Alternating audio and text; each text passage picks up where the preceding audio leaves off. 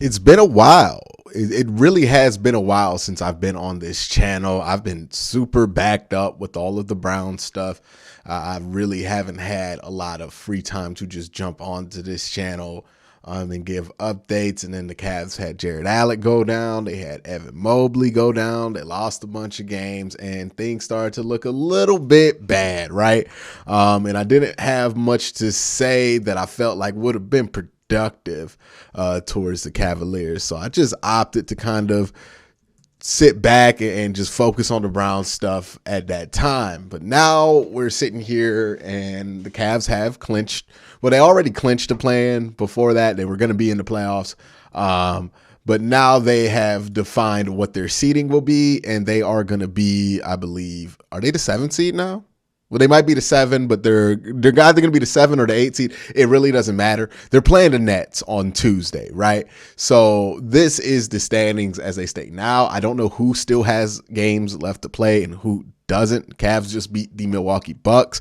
Don't think Milwaukee was playing any of their starters, but they beat the Milwaukee Bucks. And man, I'm not going to lie to y'all. The two teams that I worry about, especially when it came to all this playing stuff, was the Nets and was the Hawks. Because the Cavs have played awful their last two times they played the Hawks, especially in Atlanta. Now, this won't be in Atlanta. This will be in Cleveland because the Hawks are the 9 if they do end up having to play them. And Charlotte can be a little scary just because of LaMelo, but Jared Allen, if he can play, seems to have good games against the Charlotte Hornets, so I have some security there. But basically, the situation for the Cavs is, hey, if they lose these next two games, they're not going to be in the playoffs. They get their lottery pick back, and we just kind of reset back to normal. If they do win one of these games, they'll probably be either be the 8th seed or the 7th seed, right? So Cavs are in a favorable situation, I guess, because all they have to do is win a game, and if they do win on Tuesday, they will play the Milwaukee Bucks, who they match up decently against, especially if Jared Allen is in there. If they do lose that game on Tuesday, but then win against either the Hawks or the Hornets, the winner of that 9-10 game, then they get to play the Heat, right? So there is no gimme in this whole situation. But if I told you the Cavs would have finished the season 44-38 and in the play-in, you would have told me at the beginning of the year that that's a pretty successful year and a pretty surprisingly successful year for this group. So they have overachieved no matter what, even though at times it seemed like they were going to super overachieve and finish like as a 4 seed. It didn't end up going that way because of injuries. Now this team is getting back healthy. We can see what's going to go on. We're going to check out some news on Jared Allen too, just to see what that situation is. So Jared Allen, or JB Bickerstaff gives cryptic Jared Allen update on the final day of the regular season. He said he's still progressing, no timetable. Asked if he could be ready to go for the game Tuesday, and JB only said if he's ready to go, he'll go. So we don't know. We don't know what's going to go on with Jared Allen. We don't know if he's going to be ready to play by the play-in or hopefully by that second play-in game, right? That Friday game is really going to be important because I don't think anybody's anticipating right now that the Cavs are going to beat the Nets. Like, I don't think anybody is predicting that right now. You know, especially with Kevin Durant and Kyrie. I know the Cavs played them pretty hard last time they played them a couple days ago, but then they end up losing that game by like 12 points. So, you know, it's not great. Look, the updates on Jared Allen are that, you know, he went through some pregame workouts today ahead of the Nets game. And, you know, he's making progress on that front, but it doesn't seem like a guarantee one way or the other that he will or won't play in the play-in game. And against the Nets, you're definitely going to want to have Jared Allen in there, right? Jared Allen fits with Karis LeVert. He helps Karis LeVert get off. And then also Jared Allen fits so well with, obviously, Evan Mobley and Darius Garland, right? You need your all-stars in there if you want to win the play-in game. So they will play the Nets. That is set in stone Tuesday. They're going to go and make that happen. If they lose that game, then they have to play the winner of Hawks and Hornets. I feel good against the Hornets. The Hawks have been a problem. The Hawks have been a problem for the Cavaliers. Now, granted to them, like, the East is super strong. You look at the West, right?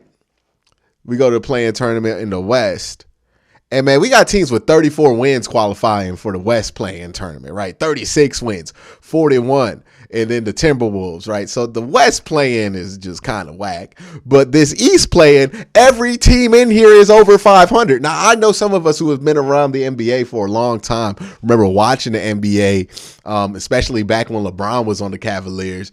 Remember when the East used to be pathetic, like the Knicks. They used to be a 6 seed, 36 and 45. That used to be good enough to get you the 6 seed in the East. I'm not even being hyperbolic. Now we live in the East where the 10 seed, 42-39. Unbelievable. Like in normal years, 44 wins in the East is enough to get you the 4-5 game, right? So, I mean, there were some LeBron teams that got 44 wins. I think the 2018 one got 44 or 45 wins, something around that, right? Didn't even get 50 wins. So, yeah, the seas of change have happened. You know, and when it comes to the playoffs, let's try to preview if the Cavs get into the playoffs, right, and they play either the Heat or the Bucks against Milwaukee. It's gonna be a tough one, right?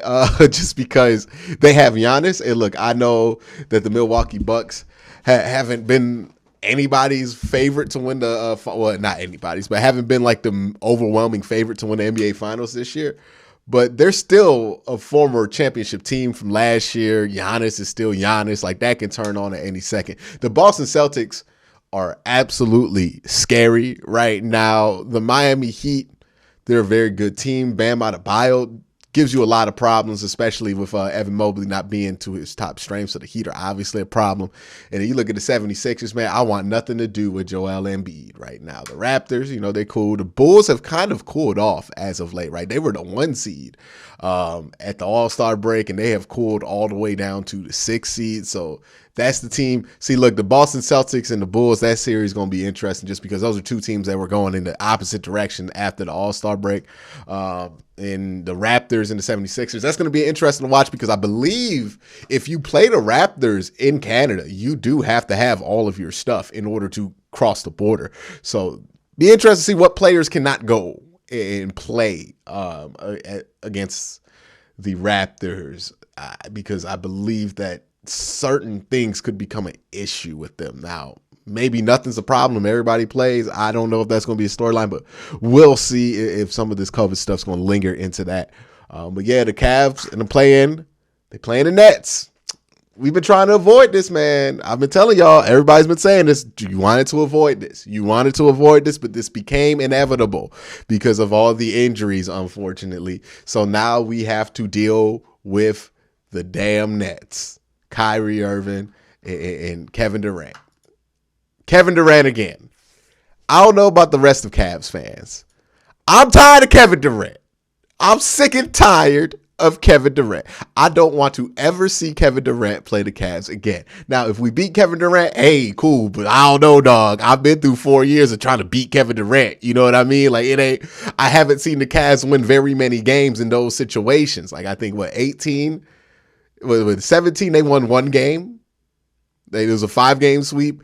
And then 18 was a sweep. You know what I mean? And then 19, did they even play them in 19? I don't even know. But just haven't had great luck against Kevin Durant. But we'll see what happens here. I'm happy that the Cavs made the play-in. Look, worst case scenario is kind of best case scenario, to be honest with you, right? If the Cavs choke both of these games, well, not even choke, but if the Cavs drop both of these games in the play-in, and then they end up back in the lottery at 42 wins and keep their first-round pick from the LeVert trade, and then they get to sign Ricky Rubio in the offseason because he wants to come back anyways, you're fine. You're going to be absolutely fine. If you make the playoffs and you lose your first round pick, you'll be fine too because it's good to get that playoff experience, right? I'm not overwhelmingly leaning one way. Look, there's no horrible outcomes that can come out of this as long as everybody comes out of both of these games healthy, knock on wood. But yeah, that's my thoughts on the Cavs second half of the season. I've seen a lot of people talk about how disappointing it's been that the Cavs finished this year like that. And I'm just thinking like maybe these were people who weren't necessarily following the team or knew what the team situation was at the beginning of the year and then came in super late.